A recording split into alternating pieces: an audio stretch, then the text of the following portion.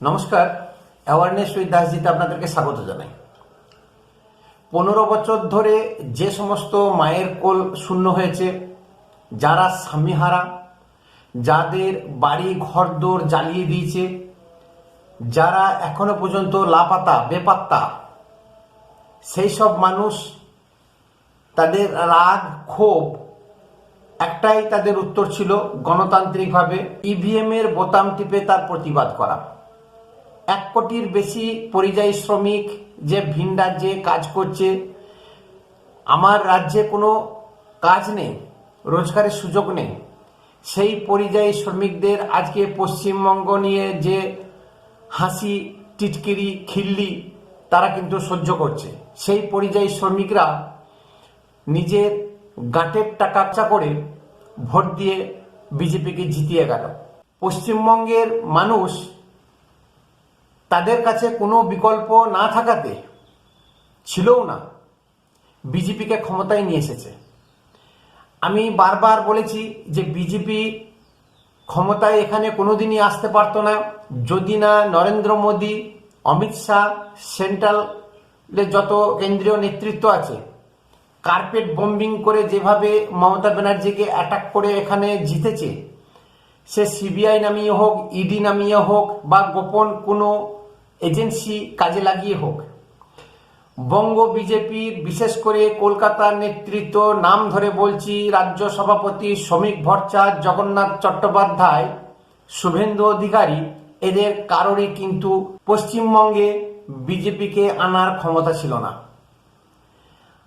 আজকে ভাইপো অভিষেক ব্যানার্জি, মমতা ব্যানার্জি শেষ দিন পর্যন্ত থ্রেট দিয়ে গেছে। তাদের একটা এজেন্ডাই ছিল 4 তারিখে 12টার পরে ডিজে বাজানো, 4 তারিখে 12টার পরে বাড়িতে আগুন লাগানো, খুন জখম করা। আজকে ভাবুন, যদি টিএমসি জিতেও যেত তাহলে এই 2-3 দিনে মানে 300-400 লোক মার্ডার হয়ে যেত। অনেক মানুষ যারা 2021-এ ঘর ছাড়া হয়েছিল, তার বেশি মানুষ বাড়ি ছাড়া হতে বাধ্য হতো। বিশেষ করে মুর্শিদাবাদ, মালদা, দক্ষিণ 24 পরগনা যত হিন্দু সম্প্রদায় আছে তাদেরকে।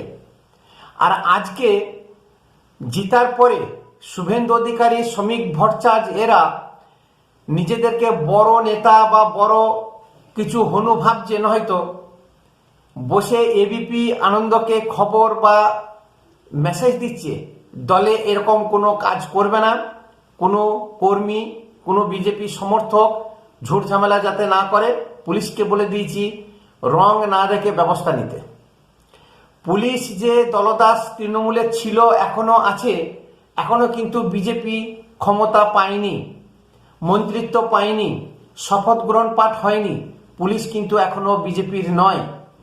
এই পুলিশই যে তৃণমূল হয়ে এখনো কাজ করছে না, তাদের যে তোলাবাজি বন্ধ হয়ে গেল, তারা বুঝতে পেরেছে যে উপরি কামাই আমাদের বন্ধ। এই তৃণমূল সরকার থাকাতে তারা ফুলে ফেঁপে উঠছিল। এই যে নানান কারণে সেই বহু বিজেপি কর্মীকে পুলিশের মাধ্যমেও কিন্তু খুন করা হচ্ছে, এটা খবর আছে।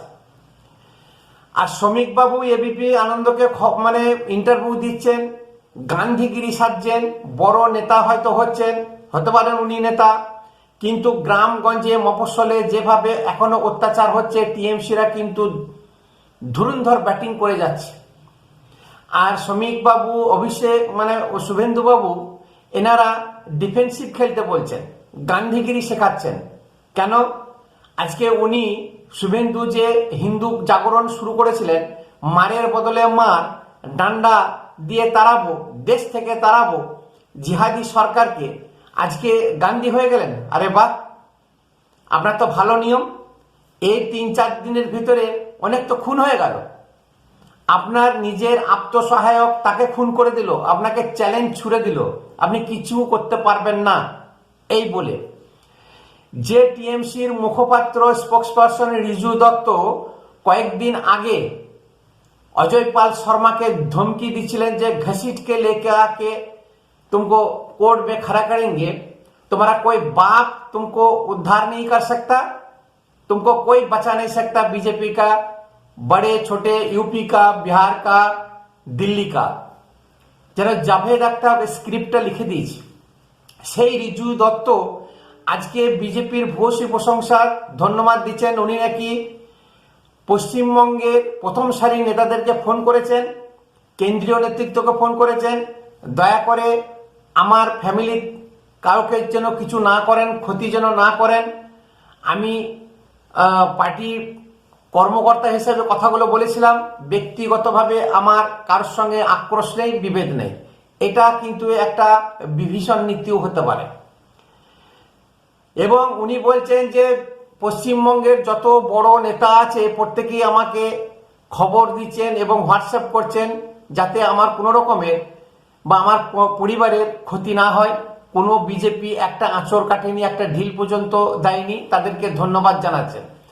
একদিকে বিজেপিকে পালিশ মারছে, অন্যদিকে পিছন দিক দিয়ে বিজেপি কর্মীদেরকে হত্যা করছে, তাদের বাড়িঘরদর জ্বালিয়ে দিচ্ছে, ভেতরে অ্যাকশন কিন্তু চালিয়ে যাচ্ছে। ভাইপো যে বলেছিল ডিজে বাজাবে, সেই ডিজে রাস্তাতে হয়তো বাজাতে পারছে না, ডিজে ভাড়া করে নিয়ে এসেছে, আজ গোপনে গোপনে সেই ডিজে বাজিয়ে যাচ্ছে। আর শুভেন্দু অধিকারী, শ্রমিক ভট্টাচার্য এরা কিন্তু এই গান্ধীগিরি সেজে বহু নেতাকর্মীকে এমনি খুন হতে হলো, তাদেরকে ছেড়ে দিতে হতো।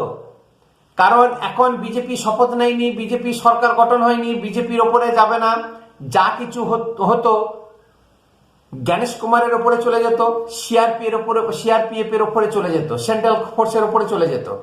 আজকে বিজেপি কর্মীদেরকে খোলা ছুট দিয়ে দেওয়া উচিত ছিল। তাদের বলতে হতো যে খোলা ব্যাটিং করো, মনের ইচ্ছা মতো ব্যাটিং করো, যা খুশি করো। এই 2-4 দিনে তাদেরকে খেলতে দিতে হতো। এটা কিন্তু বঙ্গ বিজেপি খুব অন্যায় করেছে, খুব ভুল করেছে। তার কারণ ওনারা বড় মহৎ সাজতে গেছে। কলকাতার টিএমসি বা বামপন্থী কংগ্রেসের কাছে তারা ভালো সাজতে গেছে। কারণ কলকাতাতে যত নেতা যে দলেরই হোক তারা কিন্তু সবাই মিলিঝুলি আছে, কি বিজেপি, কি সিপিএম, কি কংগ্রেস আর কি টিএমসি। দেখবেন কোনো এক সময় হোটেলে গিয়ে তারা টি পার্টি দিচ্ছে, একসঙ্গে লাঞ্চ করছে। আর মরছে কারা? মফস্বলের কর্মীরা। সে টিএমসিরও মরছে, বিজেপিরও মরছে, সিপিএমেরও মরছে। আজকে শ্রমিক ভট্টাচার্য এই প্রশ্নের উত্তর দেওয়া দরকার। উনি বলছেন যে যদি এরকম শান্ত না থাকে রাজ্য সভাপতি পদ থেকে আমি বিদায় নিয়ে নেবো, পদত্যাগ করব। সেটা আপনার ব্যক্তিগত ব্যাপার, কিন্তু এত যে লোক মরছে তাদেরকে এই 2-4 দিন খোলা ছুট দিয়ে দিতে হতো। এর দায়ভারটা কে নেবে? এই যে বিজেপির এত কর্মী সমর্থক মূল্য, শুভেন্দুর আত্মসহায়ককে মেরে ফেললো, তাহলে তার আগে থেকে বডিগার্ড বা তার বাড়ির সুরক্ষা কেন বাড়ানো হলো না? এর কিন্তু ভাবতে হবে। আর মফস্বলে যত ভাই বোন আছে, সে টিএমসিরই হোক আর বিজেপিরই হোক, তোমরা কিন্তু নিজেদের মধ্যে লড়াই করো না। কলকাতাতে বসে ওরা বড় বড় বুলি মারবে, এবিপি আনন্দ ওদের বাড়িতে যাবে ইন্টারভিউ নিতে। তোমার বাড়িতে যদি কোনো ক্ষয়ক্ষতি হয়, এবিপি আনন্দ সেখানে আসবে না খোঁজ নিতে। কারণ তারা কি করছে, তাদের কাছে সংস্পর্শে থেকে এবিপি আনন্দ আজকে তার রং বদলে নিয়েছে। সে হচ্ছে একটা গিরগিটি।